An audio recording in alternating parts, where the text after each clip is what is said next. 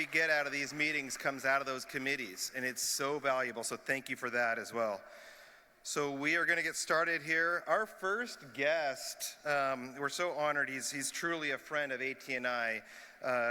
The Assistant Secretary of Indian Affairs, Bryan Newland, always shows up for us, spends time out of his busy schedule to come in person and meet with the affiliated tribes of Northwest Indians. He knows how important this is and really just how much pull we have in the nation. And so I have so much gratitude for Bryan Newland and everything he has done in his tenure up to this point and hopefully continues to do. And so if we could give a round of applause to Bryan Newland. Thank you so much for being your Assistant Secretary of Indian Affairs.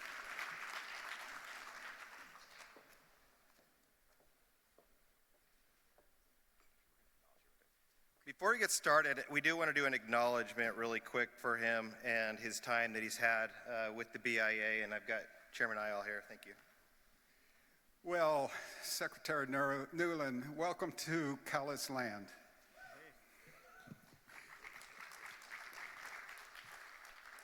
You played one of the more important roles in establishing this reservation.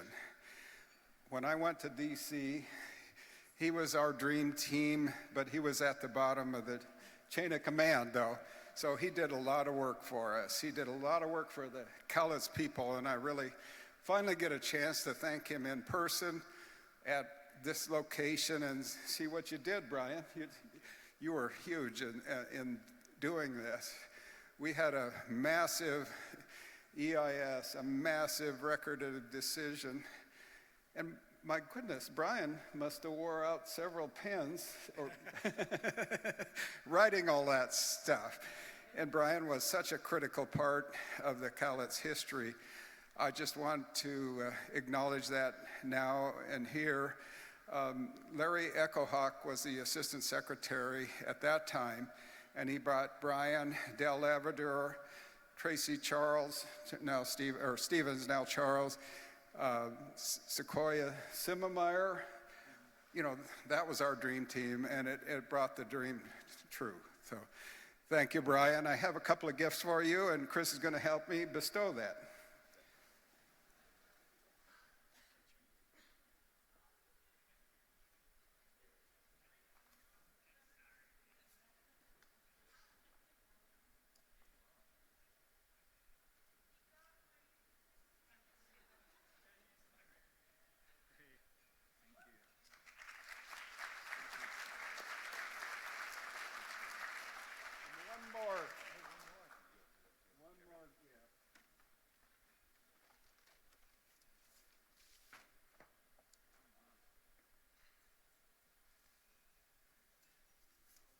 Here we have the story of the salmon, the Cowlitz Salmon Run.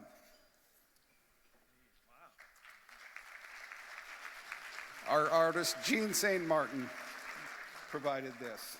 Thank you so much. It's beautiful. Thank you, Bryan.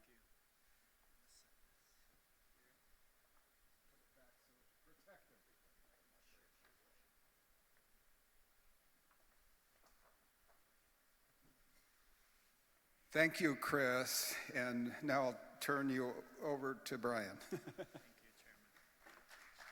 Chairman. Wow. Thank you so much, Chairman and friends from Cowlitz. It's beautiful, and those were fun and tough and intense days. And this is the first time I've actually been here to this facility and on your trust lands, and makes me really proud. My kids have, thank you. My kids have told me too that, they see me do this job, and they're both young adults now, and they said, Dad, you get all these gifts, and that's usually what they do when people get older. So I feel it some days, I swear. Ani, buju, minogijip, Nibanami kanan bamose, indigenakas, maingen dodem, gnoshikaning and donjabanishnabe and My name is Bryan Newland. I am of the Wolf Clan from the Place of the Pike, Bay Mills Indian Community in northern Michigan. And it's great to be with you today. I am still basking in the victory of the Detroit Lions on Monday night. Hey. Chairman Forsman was really excited about that. Hey, look, we never win, and we never beat the Seahawks. So I'm taking the opportunity to talk smack every chance I get. This is 43 years built up. All right. I want to thank you again, Miigwech, Chairman Ayal, and the Cowlitz tribe for hosting us in your beautiful facility and your beautiful homelands. Chairman Forsman and other members of the ATNI board, thank you for having us here. Before I get into my prepared remarks, I want to give a special shout out to a couple of folks here. Those of you in tribal leadership know how much you depend on your teams to do what you do. We've got a fantastic team of really energetic, brilliant people in Indian Affairs who help make things happen. And I know this is a homecoming for Justice Rhodes on our team. Justice, stand up. Justice, Cowlitz tribal member, works in our office. Yes. Justice helps us on so many issues, including ecosystem restoration around the country. And he is energetic and also a good bowler, apparently. Not as good of a dancer, but a good bowler. Also, I want to give a special shout out. We are starting a new era in the Bureau of Indian Affairs. You know, Darrell LeCount, our longtime director, just retired from his position after nearly 4 decades in public service. And I am excited about where we're going to go from here under the leadership of our new BIA director, Bryan Mercier, your great friend.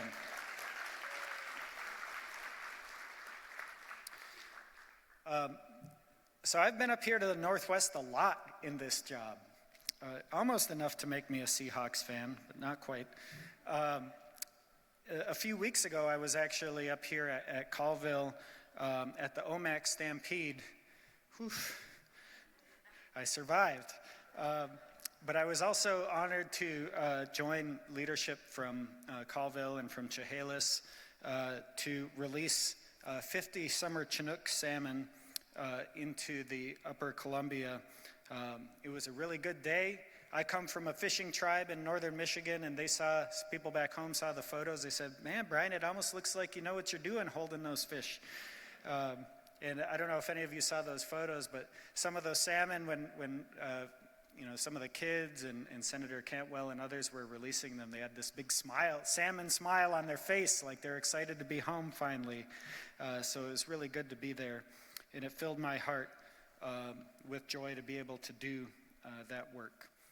This job, although it adds gray hairs to my head, fills me with joy too, working with just fantastic leaders from across Indian country. And one of the hard parts about serving in a role like this is you step into the shoes of the federal government. And when you work for the Department of the Interior and you lead Indian Affairs, which is one of the oldest agencies in the entire federal government, you step into the shoes of that legacy. And we've had a lot of really bad policies in our country when it comes to Indian people. Everybody here knows that. And Indian country has been in a position to adapt to those bad policies as they've changed over the years. But I'm proud to work under Secretary Haaland and President Biden, where I think we've got a different way of approaching our work for the federal government. And really where we're guided by this principle that it's our job, part of our trust responsibility at its core is to make life better for Indian people. Make life better for Indian people in your communities every day, bit by bit, day after day, and that's our guiding principle. And we've worked now over the last 3.5 years to try to do that. First, by putting our money, literally putting our money where our mouth is, by investing a historic $45 billion into Indian country in just 3 years, an amount of funding that the United States has never put into Indian country in our history. all in 3 years. Thank you. President Biden has built on that with Executive Order 14112 to reform the way that we move that money to you, telling us to be flexible and understanding, not just at BIA, but the entire federal government, and also directing us within the federal government to determine how much money we actually need to meet our trust obligations. Those of you who've been around the block with the federal government before know that when the president puts out his budget, members of his administration, we're supposed to go out in public and say, the president has requested $4.85 billion for Indian Affairs, and so that's how much money is needed to meet our trust responsibility. We're not supposed to question that. And President Biden has said, look, we've got to be honest about what the actual need and obligation is. And so we are pulling together the data that says, yes, we know our budget request is this, but we're trying to get to this because that's what the actual need is. Yes, that's a big deal.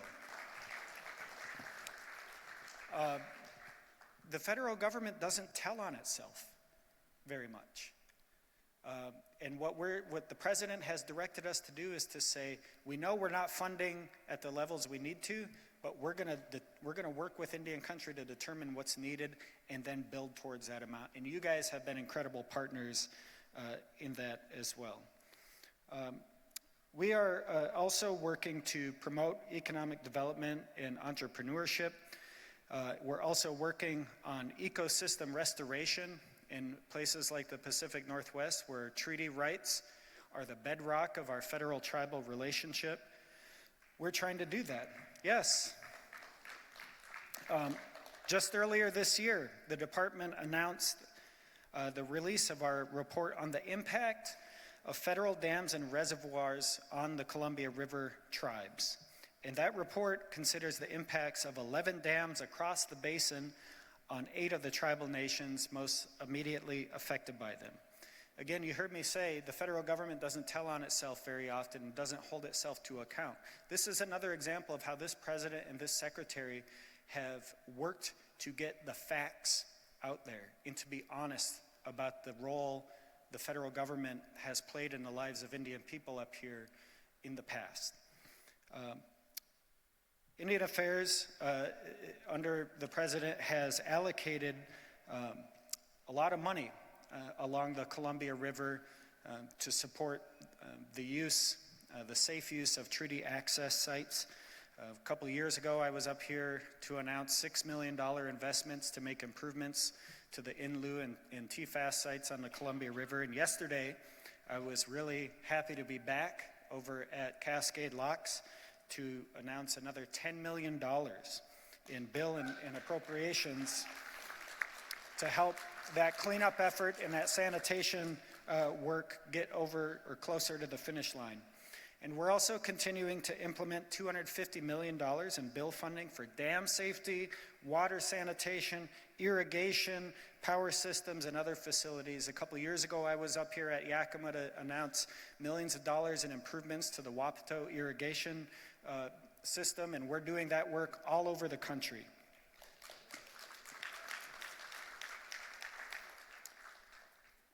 The president's Bipartisan Infrastructure Law and Inflation Reduction Act have, as you've heard all of us talk about, invested historic amounts of funding in Indian country, and that also includes investing in ecosystem restoration. I don't have to educate anybody in this room that upholding our treaty rights doesn't just mean making sure people can go down to the river without fear of being arrested or beaten. That isn't where the federal government's work ends. It's also our responsibility to make sure that those ecosystems are healthy so that those fish and your relatives that depend on those ecosystems continue to exist for all time going forward. And we're investing money in that work, and Justice has actually been one of the leaders for the department in making sure that happens. The treaty right to fish means more than having the ability to put your net in an empty river. We've got to make sure we're investing an ecosystem restoration so that there will always be fish and salmon in those rivers, and that they can return home to places where they always lived.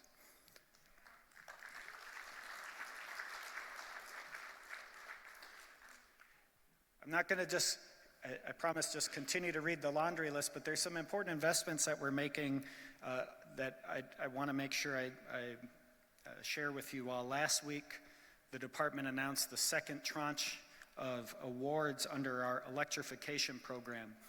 People outside of Indian country are often surprised to learn how many people in Indian country live without things like water and electricity in their homes every day.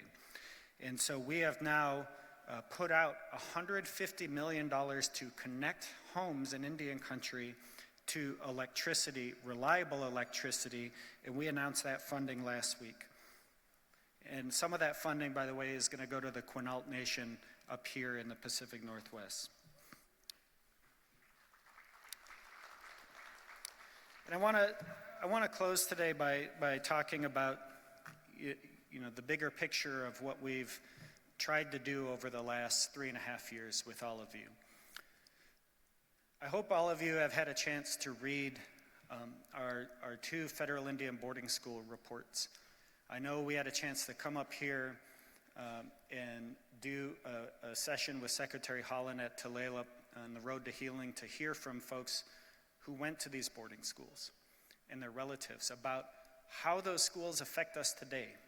There's not an Indian person in this country who wasn't affected by these boarding schools and the policy of forced assimilation.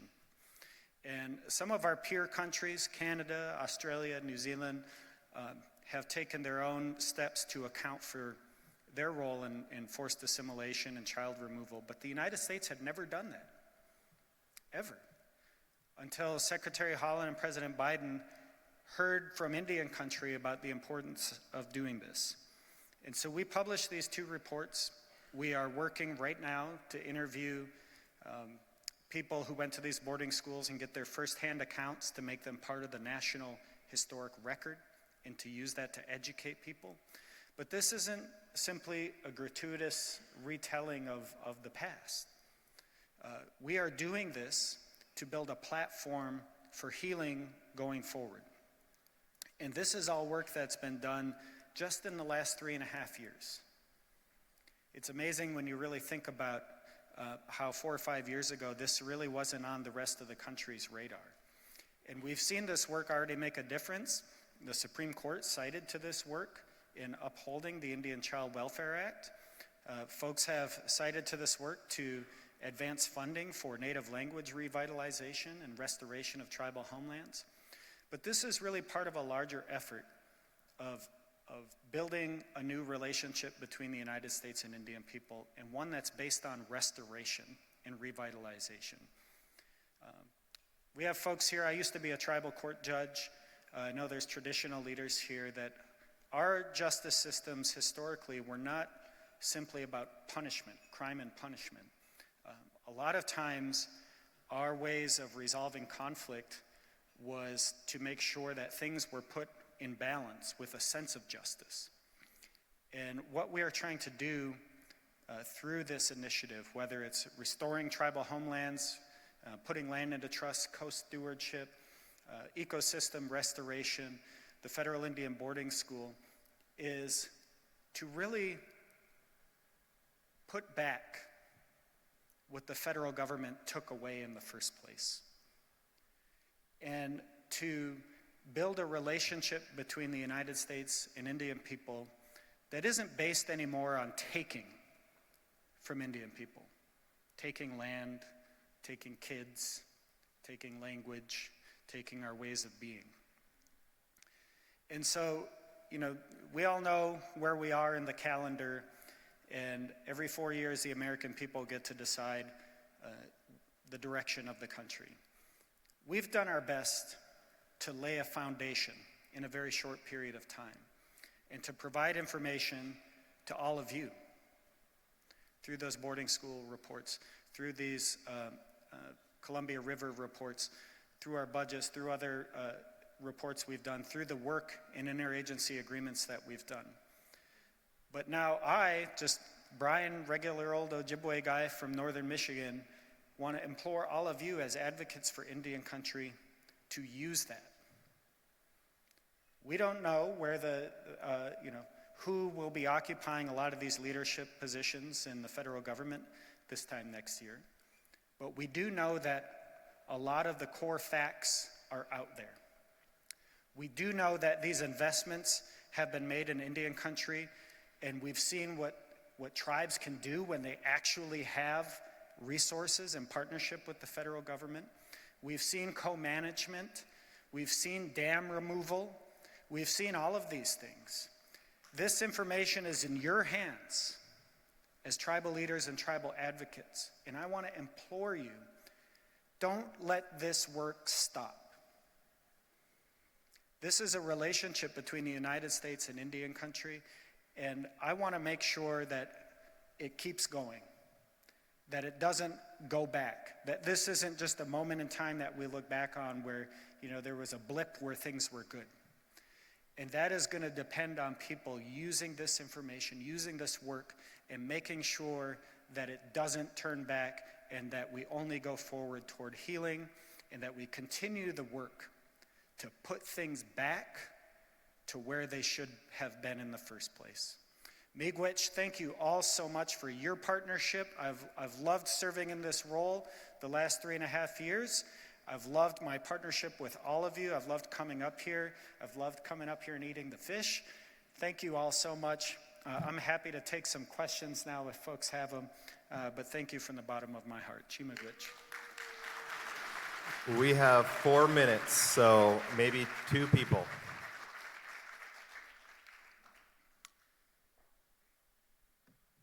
Yeah, Lisa, go ahead.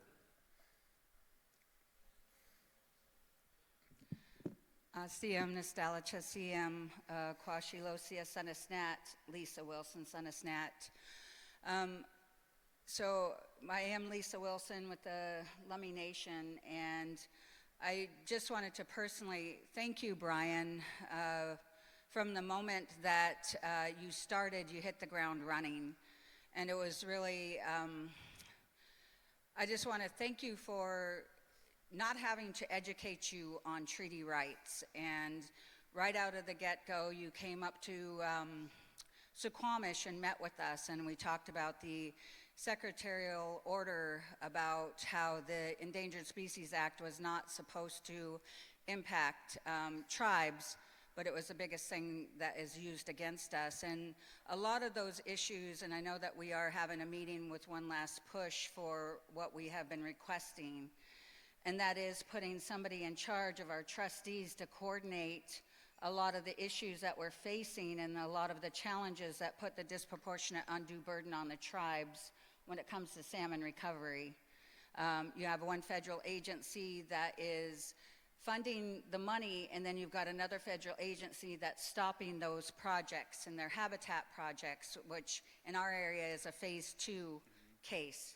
We have to have that habitat, just like you quoted Oric, to dip one's net and come up empty makes that treaty meaningless. And so we need to get out of these, I guess, corners that we're painted in where it completely stops the work that we're doing. And the same thing with this Clomer-Lomer issue where we have to jump through the same hoops that the degregators have to go through, the developers. And we shouldn't, and there should be those exemptions for the tribes under the phase 2, under our treaty rights, that we should not have to jump through more hoops than the state and the feds with our hatcheries. All of those things that, like I said, put the disproportionate undue burden on us. When we're the ones bringing our salmon back, we're the ones fixing the habitat. We're basically upholding the treaty obligation to ourselves, and it's putting such stress on our tribes.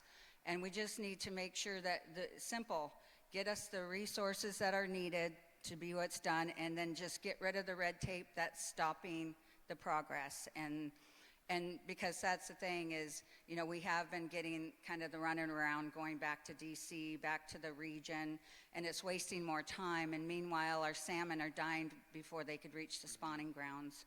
And we are in a crisis situation, so using all of those court cases, all of those things, treaties being the supreme law of the land, we've got to make those bold concessions so we can just save our salmon. And like I said, I really appreciate everything that you've done for us, and I do feel like this administration, we have made really good headway, but we've got to do that little extra just to make sure that that's solidified. So thank you.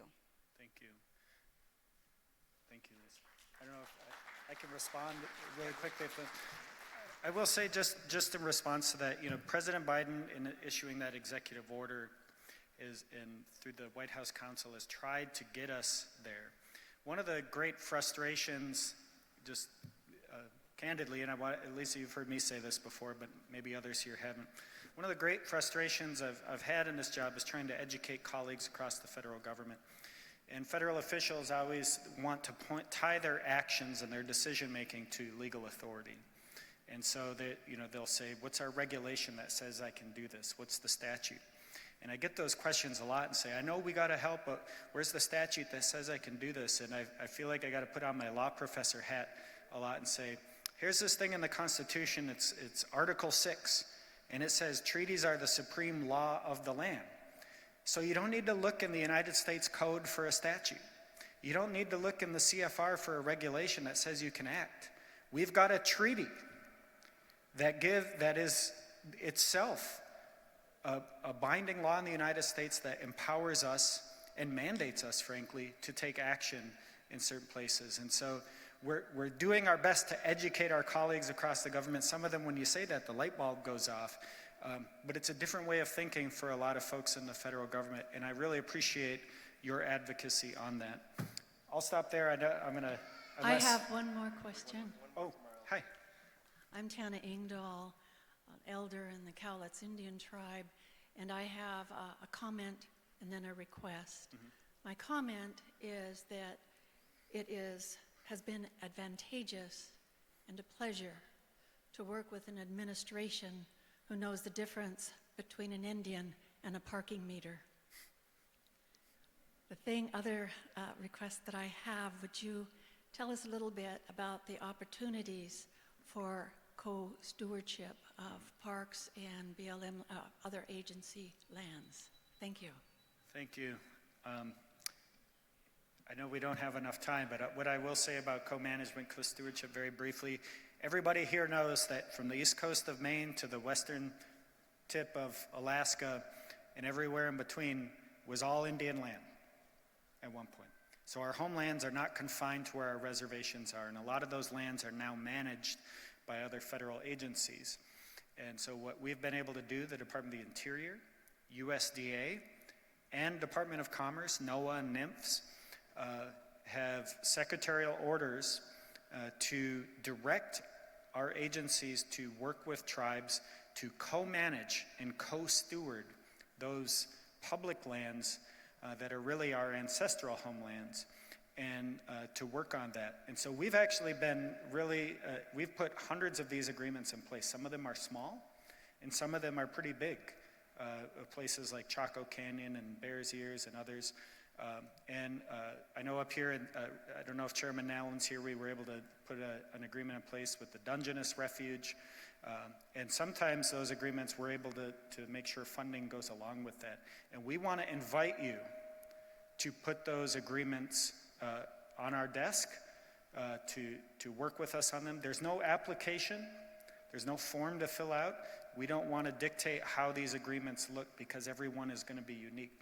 So simply get with your Land Management Bureau from those departments for parts of your homelands that you want to participate in co-management and co-stewardship, and let's start talking. Those secretaries have invited those conversations. Thank you. One last comment. I just want to say thanks to President Biden, Secretary Holland, and you for coming to ATNI and investing the time the administration's done for this organization. So on behalf of our executive board and all of our leaders here of our executive council, we just want to thank you for the time of coming out here. I know it's hard for you to get everywhere, but we really appreciate you honoring ATNI. And just that, you know and are familiar with the issues around fee to trust intertribal disputes, et cetera, just improving consultation and making a transparent process is something that would be very important to people on both sides of the issue, and we can have these conversations in a transparent way. So with that, once again, I'd like to thank you for being here, and also we will really try to beat Michigan for you this weekend. I hope so. When we play the Huskies at Husky Stadium. So it's sold out. No, it's going to be a good time. I hope so, Chairman. Oh, And, it should. I know the Ducks play Michigan State, and I just want both teams to have fun, okay? So, Yeah, be thank you, careful guys. about it. We're pretty close to Oregon, so be careful.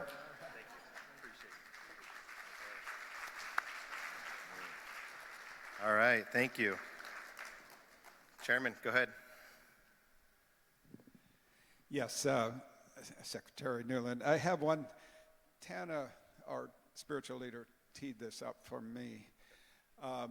Currently, there's rulemaking in place that's going forward with the Advisory Council on Historic Preservation, and it relates to Section 106 and NAGPRA. They're trying to streamline major federal projects with regard to those issues, which I'm concerned that it could run over the top of many of our ancestors. And we're formulating our current response to that.